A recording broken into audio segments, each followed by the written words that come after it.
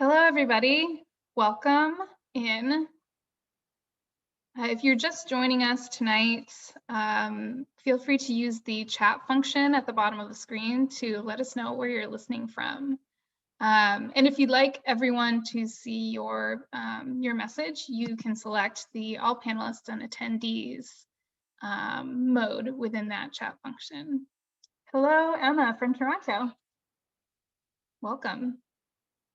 We're going to get started in just a moment here, and we're just going to wait for a few more folks to settle into the Zoom room. Hello, Carol from New York. But thank you for joining us tonight. My name is Meghna. I am a staff member here at Booklarder here in Seattle. It's actually sunny right now, very briefly, so we'll see how the night goes.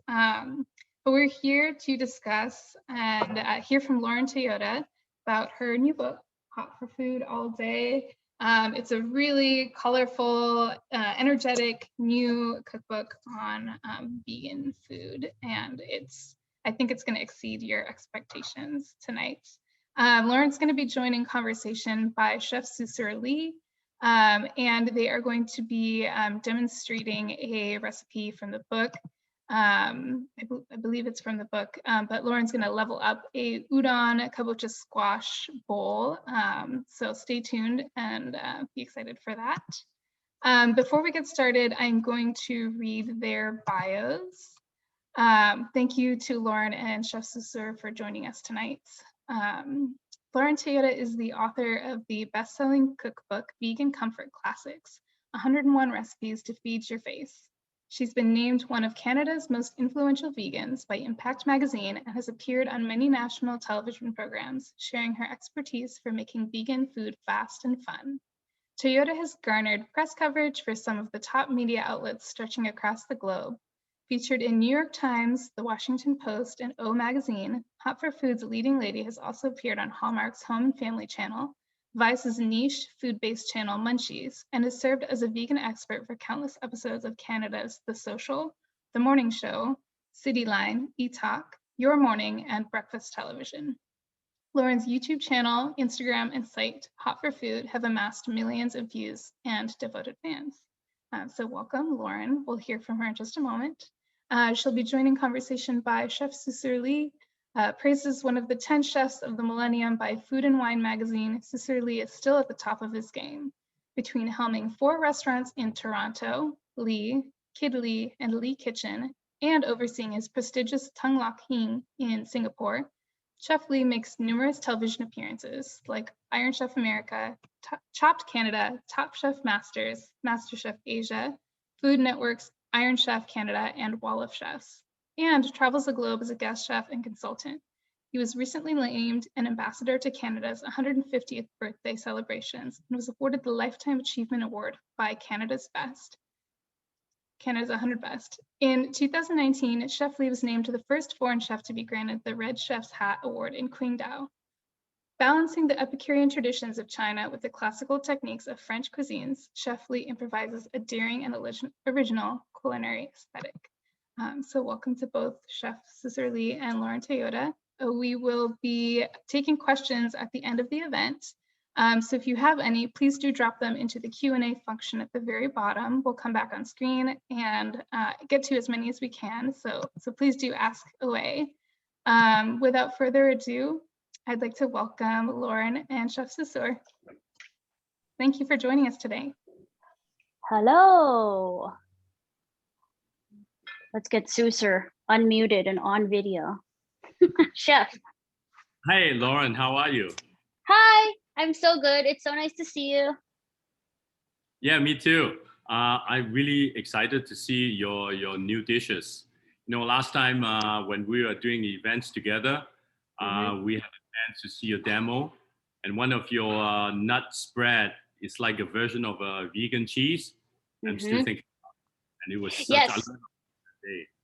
You were very curious. I'll just tell people we met when we did this event called Christmas in November, which was in Jasper, Alberta. So we did it pre-COVID in November 2019. And that was the first time I had met you. And you were the kindest of all the chefs, I have to say. You were so welcoming and open, and you came to my demo and you were so curious. And that's why I wanted you to come host this with me, because I feel like you're so, I don't know, you just have this interest and enthusiasm in something that's so different from what you do, which I appreciate very much from you. Yeah, I grew up Asian background. Yeah. I pretty much my mother is the one who really brings in a lot of vegetarian tables because she's health, to keep the family of 6 children. Every time when we have a sneeze, she would make herbal tea, and she would say things like, "Don't eat this, no, don't eat that," to yang. But everything is pretty much around a lot of vegetables, especially in my in my house. So I'm always first thing, wherever I travel, if I know there's a bad area for bad food, I always go for the vegetarian. It's a safe. Yeah. It is. It's very food safe, right? Well, you know what? I think based on that story you told about your upbringing, I think you're going to like this recipe. So it is from the new book. If people have the new book, you'll find in the middle of the book, there's a chapter called the Bowl Bible, where I tell people or show people how to make sort of just components for their bowl. So that's kind of your everyday go-to, right? You just have a few things prepped in the fridge, and you can mix and match. I have different dressings in the book. And so that's just sort of an everyday lunch or dinner thing. And one of those components is the miso roasted Kobocha squash. So I'm such a fan of this squash. It's my favorite squash, I have to say. So I'm just gonna. Why you say it's your favorite? Because it's also my favorite, but I can tell you why too. Oh, okay, good. Well, it's my favorite because it has such a unique texture. There's very little moisture in it. So it has this really nice, I call it like a thickness. I don't know how to describe it, but it has such a great texture. It's very meaty. It's very wholesome. And I like that you can eat the skin, which you can't really do with a lot of the squashes, the winter squashes.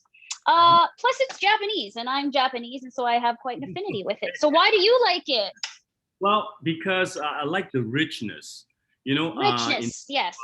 Richness, because it almost tastes like egg yolk, and you can use it for savory. Obviously, you're doing that, but also using for dessert is also amazing. I recently just developed this new recipe, making this stew squash with salted bean curd. So anyway. Oh, yum. I'll let you do your thing, and then we talk about that. That's great. Yes, I love that. Well, then I picked the right recipe for this demo. I just picked something I hadn't made for anybody yet. So what we're going to do, I've already cut the squash into wedges, right? And then you can just put it on your baking tray, and then you just mix some toasted sesame oil with some tamari or soy sauce, some miso. I'm using mellow white miso paste, which I use in a lot of recipes. It's a great pantry staple. And then we're doing salt, pepper, and Chinese 5-spice. I feel like maybe you have something to say about Chinese 5-spice. What are your thoughts? Well, I think there are so many different schools of 5 spices. Right. Yeah. Who makes, for example, if you, making a barbecue duck, which you are not doing that tonight. So, 5-spice, they identify there are certain spices they don't use on barbecue duck, or else they're going to use it for, could be marinated chicken, or even using for braised winter vegetable. So the spices changes. And sometimes like the dry galangal, they would avoid that. They will use like orange skin because of a different time of the year. So, the spices have more. And sometimes, it's a little bit more earthy. But I do like the floral one because you can always, you want to make food a little more perfuming. But I think it's very sensitive to use spices or 5 spices. So that's interesting, the different seasonal mixes of 5-spice. To be honest, I didn't know that. The one that you would normally find in the store, right? It always has star anise and cloves and fennel, like usually are often the main ingredients. And then this one has cinnamon. So this to me seems like the perfect one for a winter squash. Well, when you can find everything, with your recipe in the grocery store, I think it's so great because you don't have to run around going to an Asian store. You can Well, find pretty that's much yes. find 5 spices these days. That's what So I so I call it, I guess, it's the sort of most common Chinese 5 spice that you'd find, in any spice aisle in the grocery store in that case. But if you eat at Susur Lee's restaurants, you may get various 5 spices, right? Is what you're telling me. Okay, so you're just gonna also, I on want the to ask, yeah. Oh, on the baking tray, you're just gonna, I use my hands because I'm messy, but you just coat every single piece in this marinade and then lay them out just slightly spaced apart like this. Okay, go ahead. now, do you use a specific roasting pan for that? Sometimes, when people use pan to roast thick root vegetables, and sometimes they get burned. And what would your advice for Well, roasting pan? I just use a stainless steel, or this one's like, or I guess it's aluminum. This one has a safe coating on it. This one that I'm using, but not a Teflon coating, but it does have a safe nonstick coating on it. So that's it. I mean, I would prefer someone use that, but you could also put a silicone mat on this and do it. But I have to say, I kind of like putting it directly on the tray because it gets a little bit of a nicer crust, as you can see in the finished squash here. Yeah, I agree, because so direct heat, exactly. And so I don't really care about mucking up my trays, but some people do, right? So this would go into an oven preheated to 450. I go high because I want to do it quick. So I do 450 for 18 to 20 minutes. Depending on your oven, you might need to go up to like 22, 25. So I already have it roasted. So let's just move on to this next step here. So this is, again, a great sort of staple. I would eat it with noodles, rice, chop it into chunks, put it on my salads, what have you, right? But in the book, I teach people how to level up their leftovers. And this is one of the sort of staples that I teach people how to level up. And we're going to make a kobocha broth, like a broth bowl. So I feel like this is very reminiscent of the story you told about your mother. Like, there's going to be ginger in this, and then the squash. And you would probably use regular chicken stock, but I'm going to use a vegan chicken flavored bouillon base to give it that same essence, because it's got all the spices kind of concentrated in that. So what you would do, although you can eat the skin, just for the broth, I take it off. I take the skin off, and it's just a cup of leftover squash goes into a blender.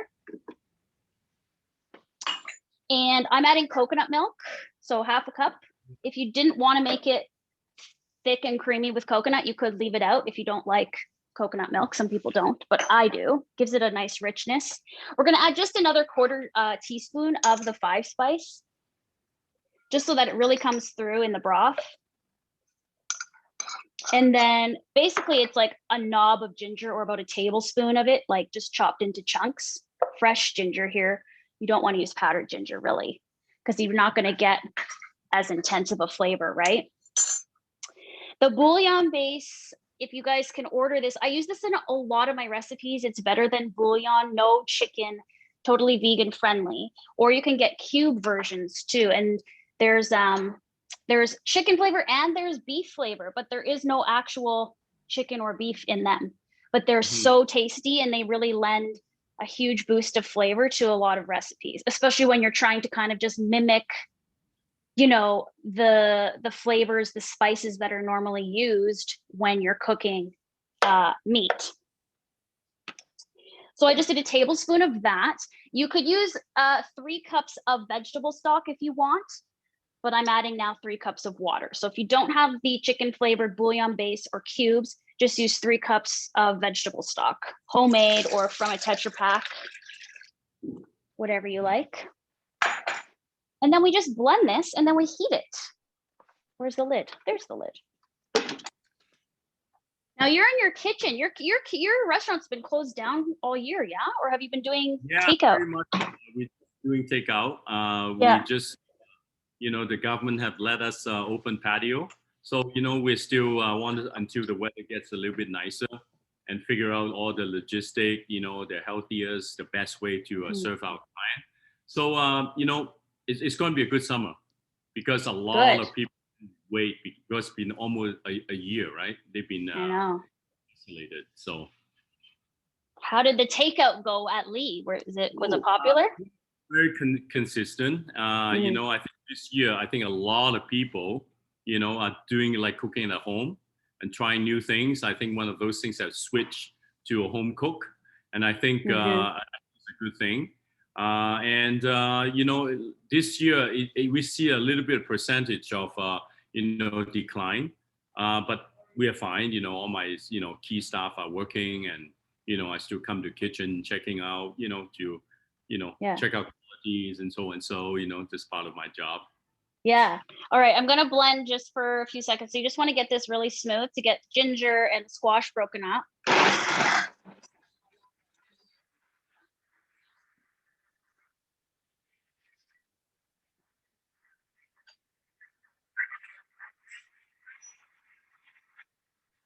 Now you can really see the color. Even you have rose a little bit.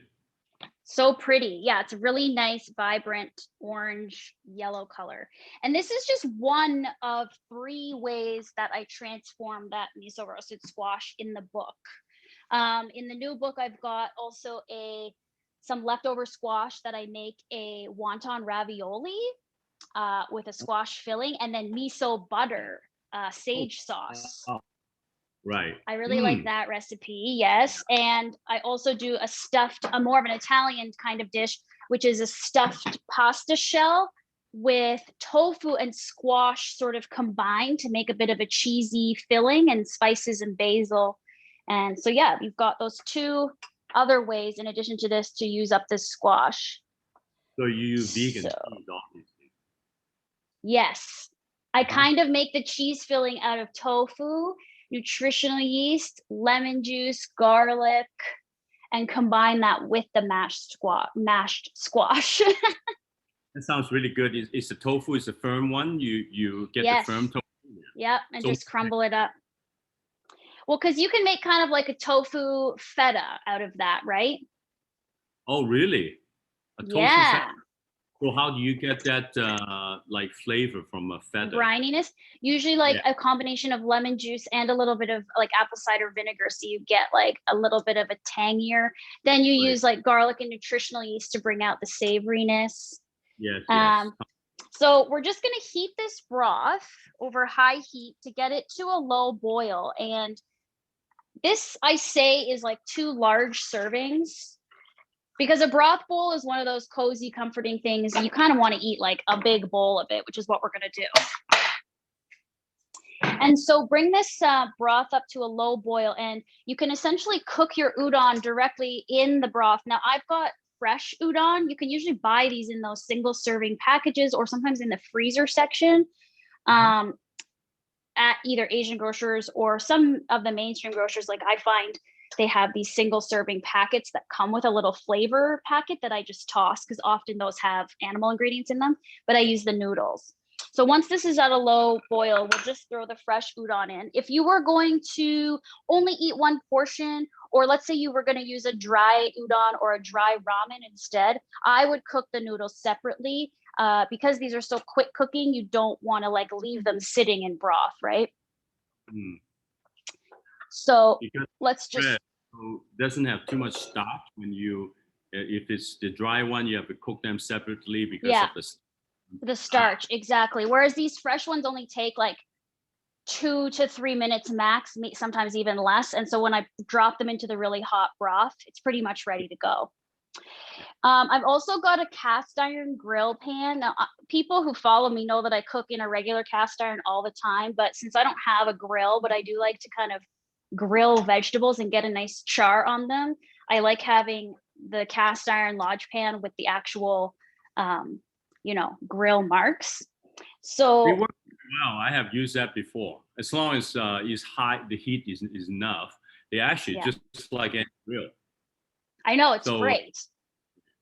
Now, in terms of noodles, if it's not udon, are there anything like, could be a ravioli, could be anything, any kind of like carb? I would stick with something Asian. So if you want to not do a wheat noodle, you could still do a thick rice noodle, like the type of pad thai style noodles or pho noodles. Again, if they're rice, I would cook them separate again because of that starch, and then plate your noodles, pour the broth over top. Mhm. Yeah. Mm.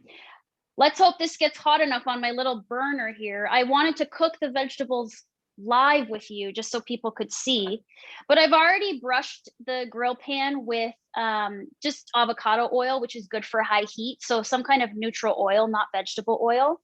Mhm. And then these vegetables are just mine of choice, but you could definitely do other things. So I've got baby bok choy and shiitake caps. And then I just used frozen corn that mine's been sitting out thawed, but you don't need to thaw it because it's going to go in this hot pan. And we're just going to char these things. The bok choy stays really fresh, but gets a really nice flavor to it with that char. And so I've cut the baby bok choy in half and washed them. My bok choy were very dirty, so cutting them in half is actually quite wise. And then you can get in there and rinse the dirt out. And so I do these fast. You just put them face cut side down in the pan here. They only take 2 to 3 minutes. Now this is one of these things, and I find this is a technique thing, right, chef? Because it's like home cooks get very impatient and they want to toss and turn and stir, but you don't do that. You just put it there. So you just let those sit, and then at the same time you're heating up your broth, and we're gonna go max on that. So what do you cook when you're at home now? You've been home for a year cooking. I've been doing all kinds of different cultures food. Some nights I would do Italian for my wife. My son's girlfriend, she only eats fish, and Jed wanted to have a steak. So sometimes I have to make 3 different kinds of meal. And beside, I've been cooking fresh food for Nyla, my dog. So I actually cook for 4 person, 4 different meals. Oh, so you're still running a restaurant is what you're saying. You're running another restaurant. I enjoy this kind of making food that when you feel like what you want to eat, nurture yourself, right? So it slows down my time, and I develop some new recipes, and also thinking about how would I use those recipes in the restaurant. So it's really I love going to a market to buy a vegetable, and buy my meat, and so those are really sort of slowing down more time to look at things differently. No, I really enjoying cooking at home. I think now is the best time, and also our neighborhood where I live, I pretty much have really good produce. There is one place called Fiesta. I go there sometimes twice a week, and then I would Fiesta Farm. Yeah, and I would just buy the things. Sometimes fill up my fridge, and then I just look at what I have. I just open it, and I was cooking until almost 12 o'clock one night. And my wife said, "Can you give me a hand to clean up?" She said, "What the hell are you doing at 12 o'clock?"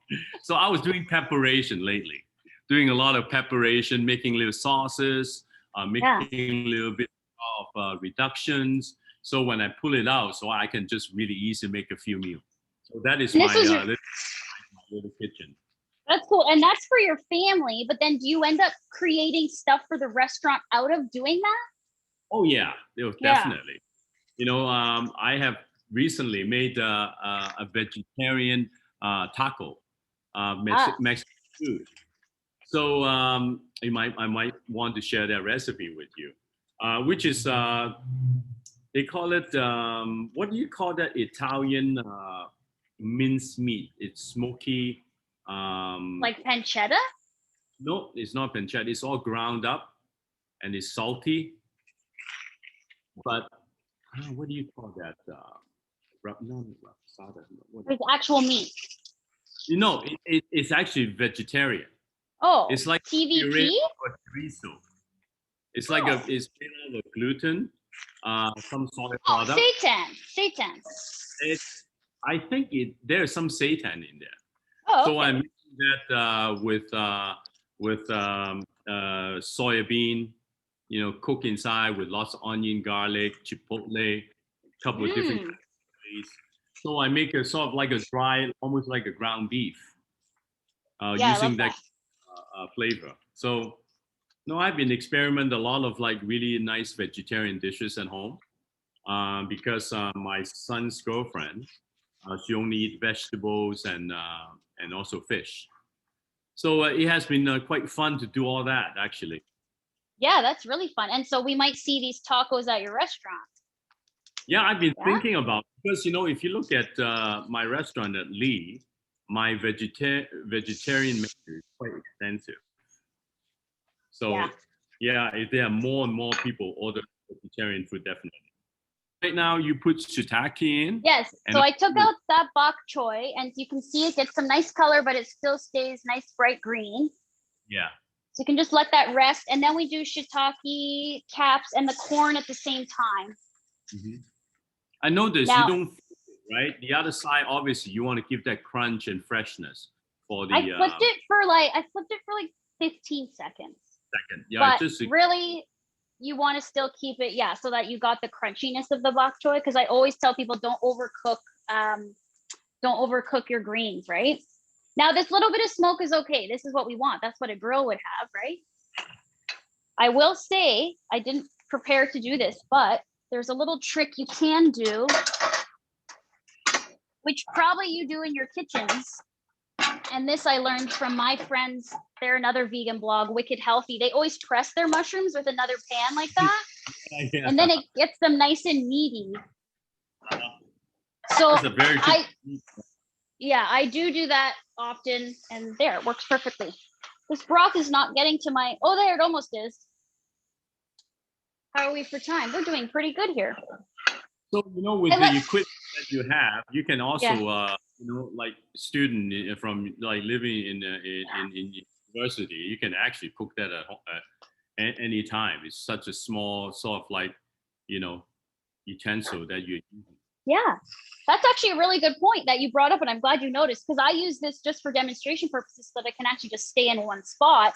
But it does go to show you that you can make this kind of gourmet, easy meal using a hot plate and just a couple, one pan, one pot. So my broth is bubbling here. So I'm just going to drop my noodles in. See the steam. And because these are fresh, like I said, they don't take very long. They just kind of stick together. And then once they're hot, they'll separate.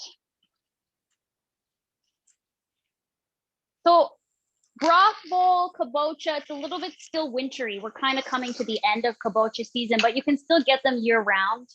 I eat them year round, but I did find the ones that I bought, because we're just at the end of the month here, they were a little less ripe. So when you're looking for a kobocha, you can let it sit on the counter and ripen for a few days. Even it will last like actually a couple of weeks often if it's not ripe. So it's kind of nice because you don't have to like necessarily rush to use it. Yeah. And you want to look for a kobocha that has some orange on it, and that'll show that it's riper. It has like a little bit of gray spots on it and an orange, like what would you call it? Some dabs of orange. Like a suntan kind of. Yes, kind of, yeah. Yeah. So you're saying that's the perfect way to choose a squash, a little bit of orange, so you can tell. For the kobocha. I see. But I noticed, because we're at the end of the season, mine weren't as ripe, but they still taste good, especially once you roast them with this marinade. It tastes like the marinade. After you roast them, if you like put it in the bag, they freeze pretty well too. Yes, just like this.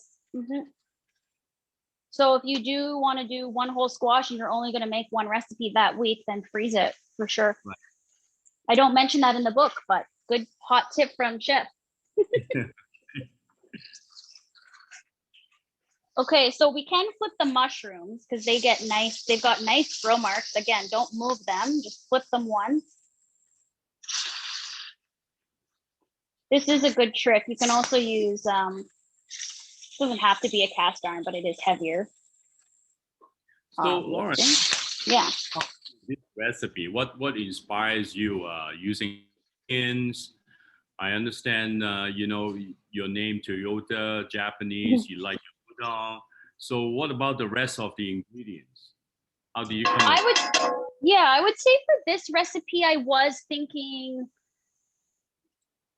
I mean, bok choy is not really Japanese. So it's kind of like one of these things where like, it's not like I've stayed pure to Japanese, but I think the miso, the tamari, and the kabocha, that's all Japanese. And then, I mean, I don't know, how do you actually feel yourself about combining different Asian cuisines together? Because that's what I've done here, because that's how I eat, you know? Mhm. Okay, yes, it's come from that's how you eat. That makes sense now. Yeah, but what do you think? Because you grew up eating kind of your culture pure, like its most authentic way. Yes. So, So what do well, by the end, when you talk, there's different way of looking. If you Mhm. become a professional chef, the things what you ate, you starting have great memories, right? Food give you a great memory. So you start using, some of your culture of the taste, the ingredients, and you're binding things together. So it comes very close to your heart. It's the Yeah. same thing. That's how you eat, right? So before you actually make this recipe, you probably can taste everything before you actually make it, right? Yeah, like I knew I wanted to make a broth with the squash because that's just I have this thing where I just like blending stuff. I love using that Vitamix and I love throwing things in the blender and turning them into something else. So I knew I wanted to blend up this squash and make a broth because I just know, again, like you said, the richness of the kabocha really lends itself, I think, to a broth. Mhm. Um, so I knew that. And then udon, truthfully, I love fresh udon and I just like how thick the noodles are. It was more of, I think for this recipe, it was more of an aesthetic thing. It was like, what's going to look the best in the photo Ah, is really what I thought about. right. And then these are the vegetables that I wanted to eat in it. But I do mention in the recipe in the book, you could do broccoli, you could do snow peas, you could do um, uh, really anything. You could do some purple cabbage if you wanted. Um, but I always think about colors, right? And I think about the composition because I think sometimes it's like you probably think about that too when you're like you're going to plate something and present it to a guest, right? I have to make sure my photos look really appetizing, but that it also all works together some way too. So this is kind of a Chinese mixed with a Japanese influence with the udon and stuff and the bok choy. So that's basically it. I just brought my big bowl here and let's see if I can plate it really nice for this.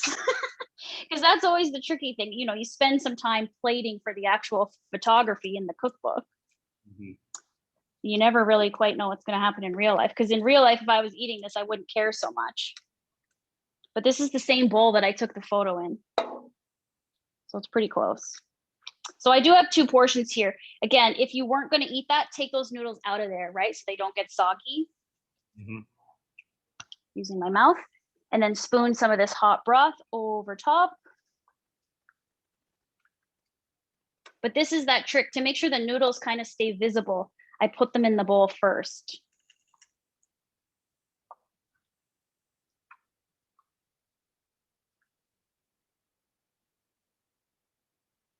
How much do I want to eat? This will be my actual dinner.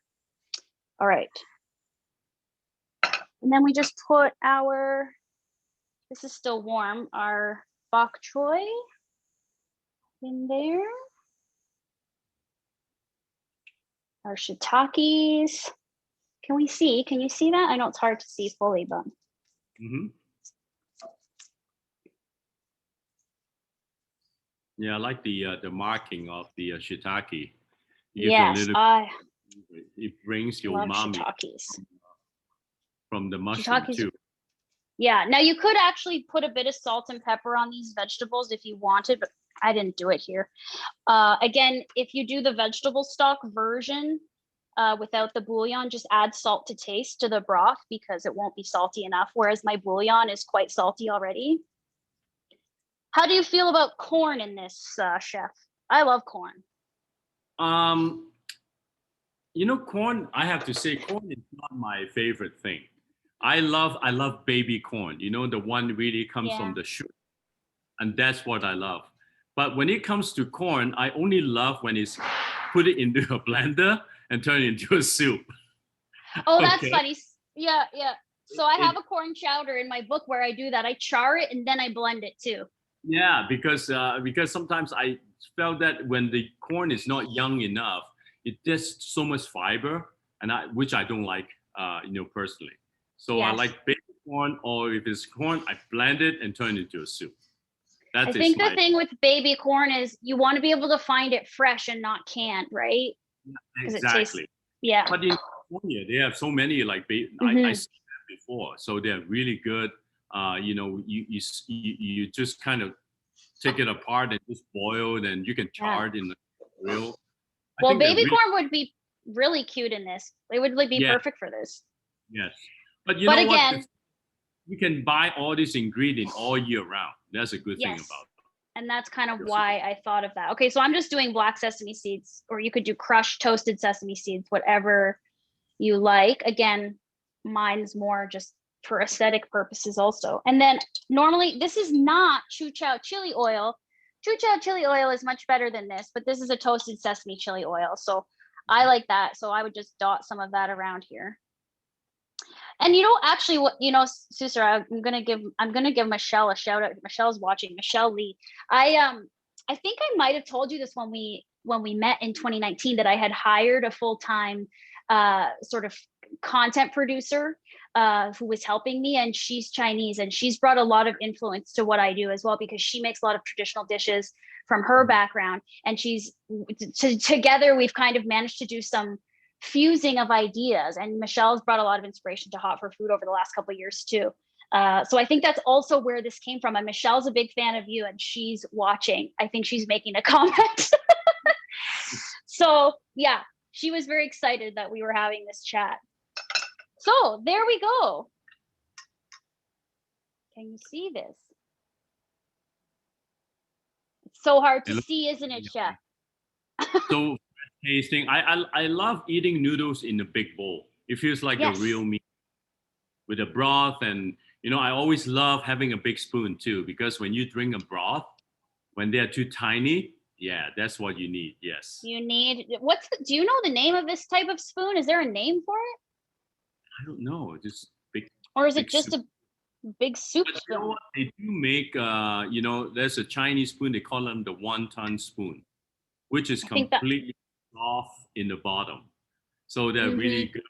When you put it, when you're drinking it, the texture is right. And the wonton spoon's even bigger, isn't it? It's bigger than this. No, they only fit into the wonton.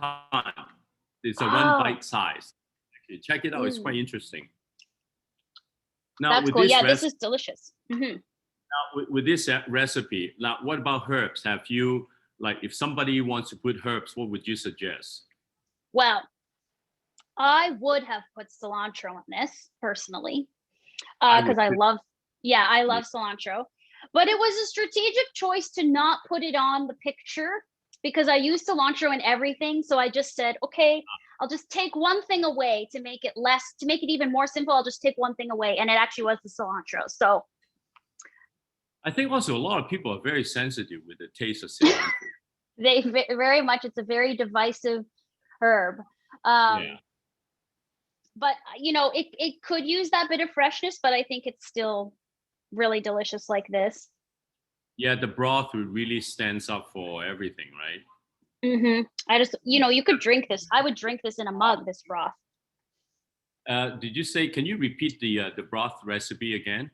You roasted the broth, coconut milk, ginger, a little bit more. Yeah, right. I put real fresh ginger, so that comes through. You get that ginger kick. The chicken flavored, vegan friendly bouillon base, and and then the water. And then if you didn't do the bouillon base, you would just do vegetable stock. Yes. So it's only 5 ingredients.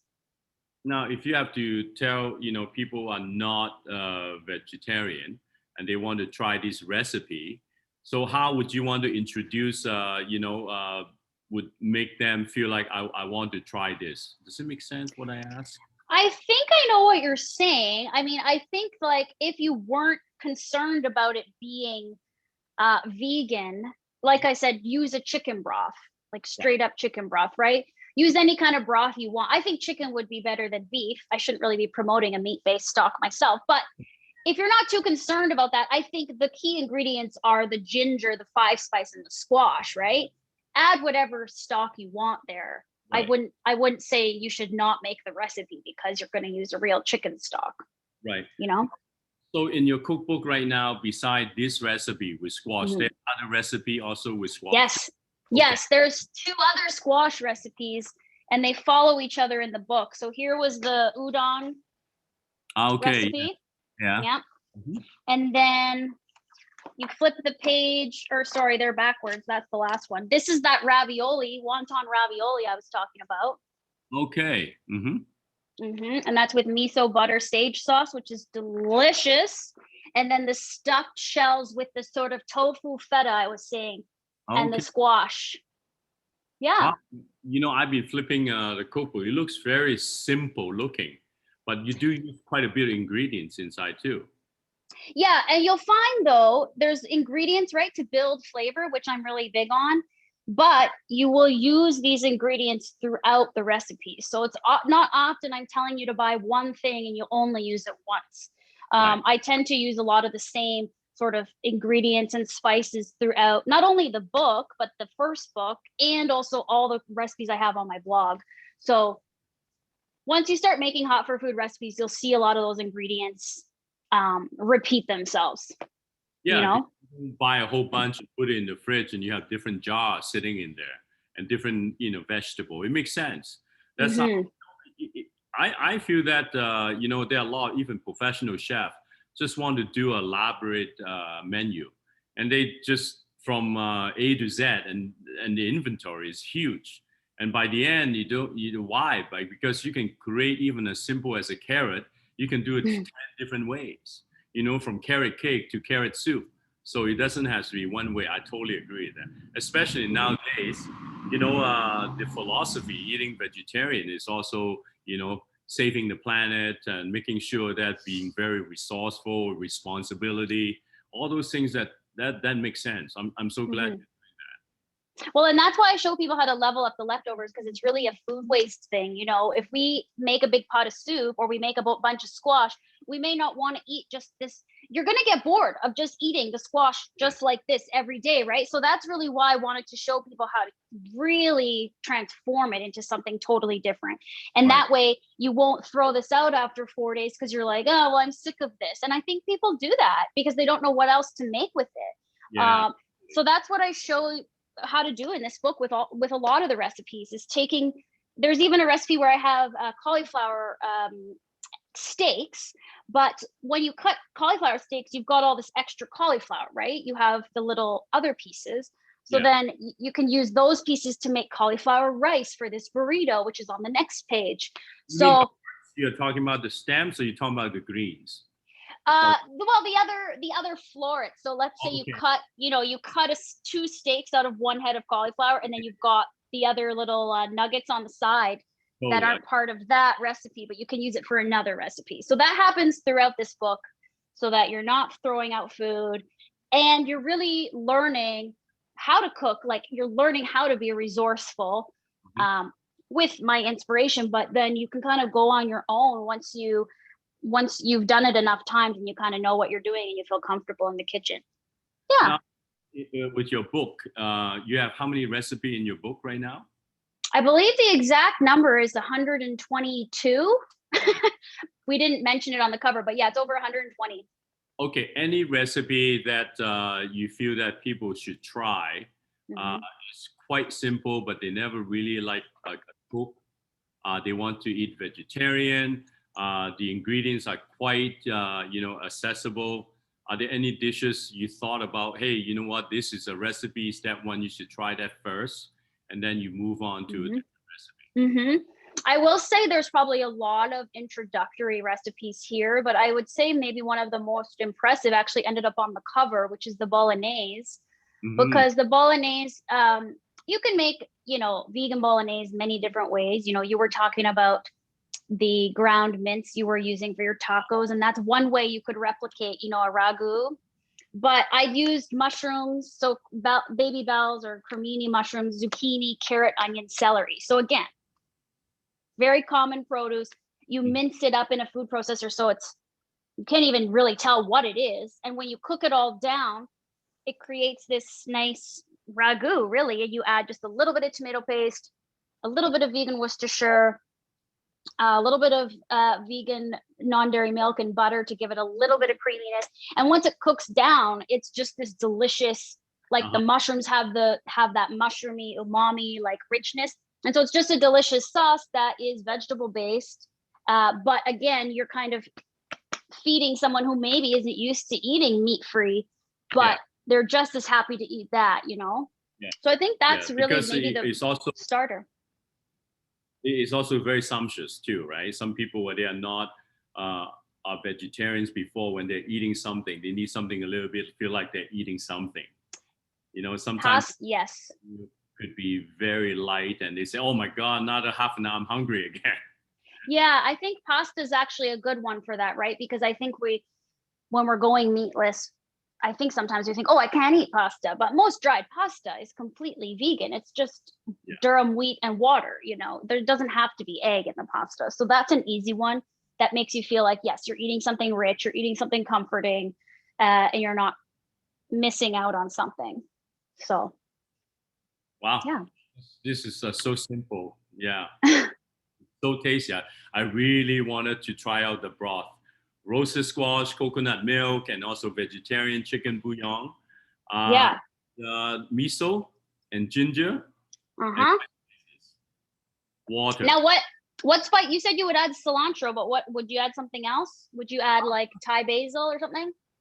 You know, I think cilantro is like with corn, it tastes really nice. It's almost very Mexican like that.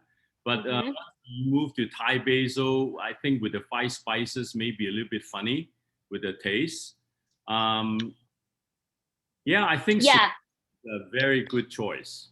But I love you know, like chopped chives, you know, like those fresh that ingredients. I always love putting like green onions on the top when the broth is still hot. You pour it in, just barely cooked a little bit. It's also really nice. I wouldn't change a thing except you know, putting cilantro or chopped chive. And I agree with you on the chive or the green onion. That could have gone on there too, for sure. It's one of these things. Oh, hey Magna. we keep talking, but we better take questions, I guess. You both are making me so hungry talking about cilantro and corn and chives and delicious kobocha broth. I don't know if either of you saw, the chat was just blowing up with folks saying, oh my gosh, that looks so tasty, it looks delicious, I want to make this. So I think everyone at home listening is really hungry too. Good. We've got some questions from our audience. If you both are ready to answer them, I'll pick out a few. Let's see. All right, Jennifer asks, we were on the note of spices. What is your favorite spice to use in the kitchen? Susur, you go first. There's so many. If I, well, you know what, spices, right? The word, you know, it should be many for me. I like to blend my, I have one recipe, which is I learned from the Portuguese how they seasoning from fish to white meat like chicken. Also, you can seasoning in root vegetable, even with potatoes. Squash is another thing. And also, you know, mountain yam is also very good, which is fennel seeds. And also a little bit of fresh thyme, black pepper, garlic powder, onion powder, and also with bay leaf. So you blend it up all together because bay leaf has such a nice kind of very floral taste and smell. And just sprinkle that. If you're roasting that, it's beautiful.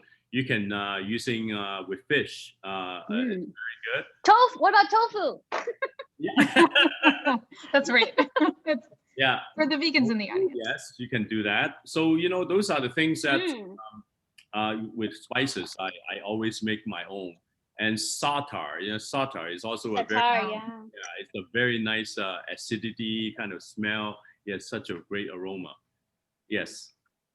That's one of my favorite. I mix with so many different kind of spices. But there is one thing I really love when I come to spice, white peppercorn. There's, I think, Uh-huh. not using enough for white peppercorn. Not just white pepper powder, but fresh crushed white peppercorn. Yeah.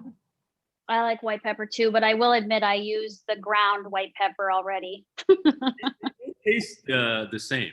Once Yeah. you are freshly grounded and toasted a little bit, it opens up a different level of heat in terms of spice and also the floralness of a pepper. And there's one island is very famous for white peppercorn. It's from Malaysia. It's called Sarawak. It's a very small island, but they produce like white peppercorn looks like pearls. So they're very famous for that. Wow. When I travel, I always sneak in my bag. I always bring back to my kitchen. I have to find those. Of course, you had an amazing answer for that because you're talking about making your own spice blends. And now that you mentioned that one with the fennel and the thyme, I'm going to try that. Yeah, I guess how do I pick my favorite spice? I have to say probably the one that just comes in the most handy for my recipes or vegan cooking would be smoked paprika, because you're able to add a smokiness to things when you're not cooking meat or searing skin and this type of thing, but you're trying to recreate that flavor profile that we're used to when we're eating meaty stuff. It's smoke and it's smokiness. So I think that probably is just the one that I use a lot of, and it comes in the most handy for vegan cooking. Now, when you say paprika, like, would you say like pick the really good one, like they're from Europe, Spain, or from? Well, as I am teaching home cooks, right? And I'm a self-taught home cook. I, again, am just going basic because I have to make this accessible for everybody. Yeah. But I would love one day for us to have an hour-long conversation about all the types of smoked paprika that you found, because I bet you there's so many. I bet you there's so many I've never had. So yeah, my range is only limited to the grocery store. I love that. Oh, no, I'm definitely, I hear what you're saying about the smokiness, though. It's hard to replicate in vegan and vegetarian food. So yeah, so you use that one a lot. Yeah. Shannon asks, and she says, thanks for hosting this, Lauren and Chef Susur. It's so nice to connect virtually. My question is for Lauren. I'd love to hear about your journey to becoming vegan. What made you start living a vegan lifestyle? For me, it was mainly just listening to how I was feeling for quite a while. I wasn't really able to eat animal products, meat and poultry and fish and eggs and dairy. They all really didn't digest well for me. And so there was a period in my life when I lost my previous career job, which was in media and television. And so I spent that time reflecting and listening to myself. And that's when I went vegan, because I couldn't ignore myself any longer, I guess. I had watched a documentary called Food Inc. And that kind of, when you watch a documentary, there's so many of them now on Netflix, but this was back in 2009 when Food Inc. was really the only one that had come out. For me, that was that pivotal moment, I just, not only do I not feel good eating this stuff, but look at the kind of system that I'm a part of that I just don't want to contribute to anymore, even in terms of human welfare, not just animal welfare, but a lot of different components of this. So that's how I started that journey. And I just slowly eliminated one thing at a time out of my diet over a couple of months until I went fully vegan. Right. It sounds like it's a process, right? It's not like it is. One and done. Yeah. And that's the message I promote, is that it really is a journey. And however you start that journey, whether it's eating one plant-based meal a day for 7 days, or doing meatless Mondays, or however you enter into this way of thinking and way of living, is all positive. And I think we do need to be a little more easygoing in the vegan community toward that journey for people, Right. I love that, because it looks different. All right. This is another ingredient question. I don't know if I'm pronouncing this right.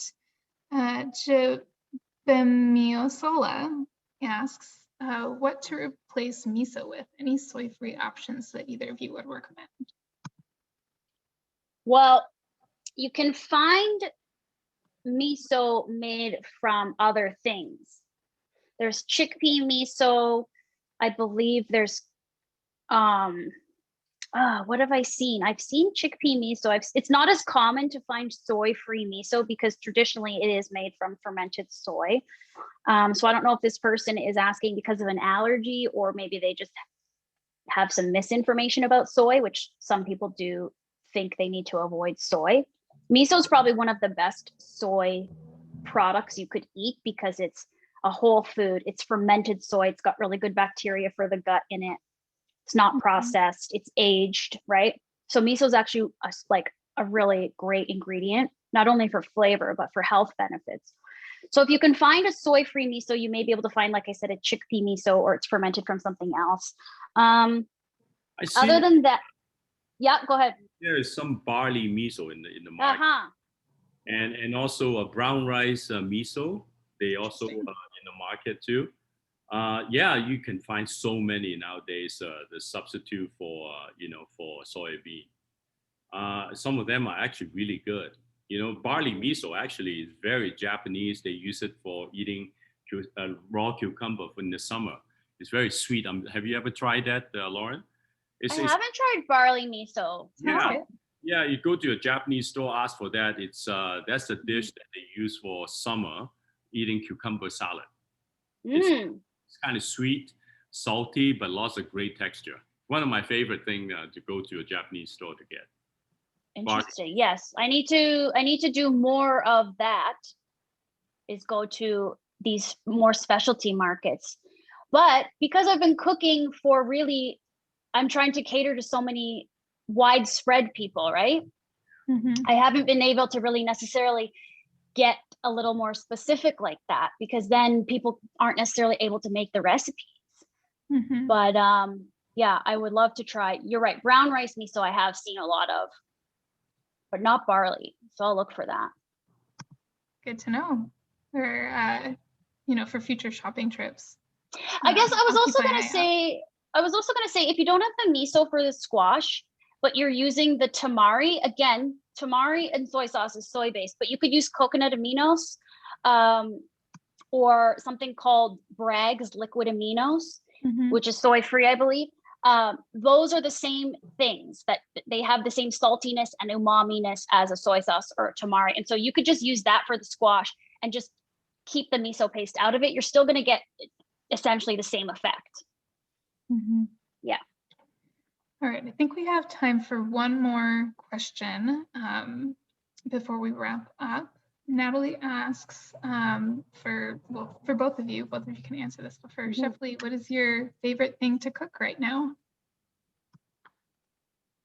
Lauren, you go ahead. I think it was a question for you, to be honest, but. Okay. Favorite thing, I think,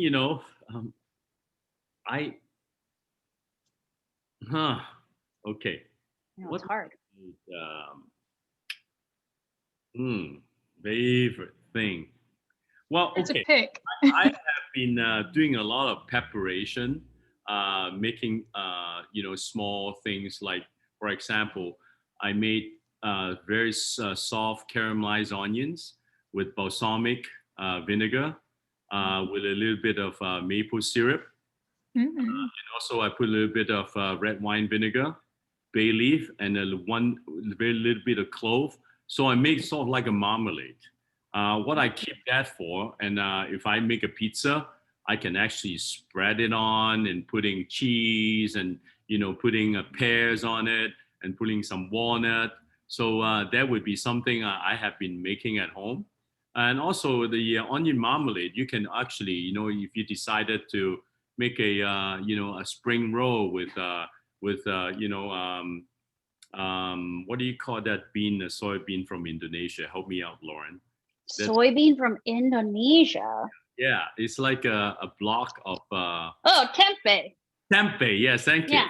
So if you marinate the tempeh, if you char them, if you make the onion marmalade and turn it into a spring roll, and that is something doing vegetarian at home. Yes. That's so good. I love tempeh. We didn't even talk about tempeh. That's so funny you mentioned that caramelized onion marmalade, because there's this frozen cheeseless pizza you can buy that's my favorite, and it has a caramelized onion base instead of tomato sauce. So And I buy on. it all the time and put my own toppings on it, but just because I'm lazy and I don't want to make it from scratch. That's a really great idea, Chef. What's my favorite thing to eat right now? Okay. What did you eat for breakfast, lunch, and dinner? Oh no. Okay, so for breakfast, I ate a leftover scone that I baked from my book from the other demo I did the other day. So I only ate a scone and coffee, which isn't really great, but I don't usually eat a big breakfast. For lunch, I ate leftover rotini pasta with pesto, and it had some Beyond sausage in it, and it was leftover from last night. I had that for dinner, so I just ate the leftovers for lunch. Had arugula, it had peas, it had all kinds of fresh herbs in it, because I was using the bits left over from another demo I did yesterday. So I just eat, I'm at the whim of eating whatever, especially right now because I'm doing all this promo for the book. Like I'm gonna just throw this in the microwave when we're done, Chef, and I'm gonna eat that for dinner. So I'm not getting too creative because I'm making all this stuff for the spots that I'm doing. Yeah. What is a Beyond sauce? Is it from meat made into a sauce? You haven't heard of Beyond Meat? Yes, I do, but Beyond sauce, did you say? Oh no, it was sausage. So now they make these sausages. Yes, okay.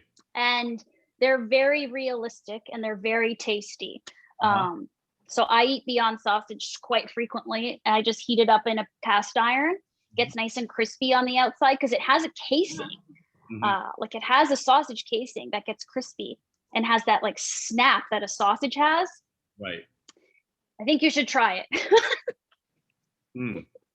There we go. That's breakfast, lunch, and dinner hot for food style. Yeah, it's very hot for food. Yeah. We are just about out of time, but I just want to thank both of you. Thank you, Lauren, and thank you, Chef Susur, for joining us tonight and for tantalizing our taste buds virtually. We've got copies of Hot for Food all day here at Booklarder. Lauren has sent us signed book plates, so if you'd like a signed copy, do head over to booklarder.com to purchase your copy. But thank you to all of our audience members as well for joining us tonight and for sending all of these great comments on. All folks are saying thank you so much, ordered my book, can't wait to come pick up. So nice. Congratulations, Lauren, and thank you for joining us tonight. Thank you. Do you ship nationally or worldwide? We do ship nationally and worldwide. Great. So keep a lookout. If you're interested in buying worldwide, you'll just have to calculate the shipping once you're at checkout. But okay. So that's for good to know. your fans everywhere, do let them know. Okay. I have to thank Chef so much. Thank you for spending your evening with me, Chef. This was really fun. I always enjoy hearing you talk about ingredients. I learned a few tricks from you tonight. I'm going to try it out. But yeah, I learned. By the way, it's awesome. Thank you. Catch okay, up. good night, everyone. All right. Good night, everyone. Take care. Bye. Goodbye.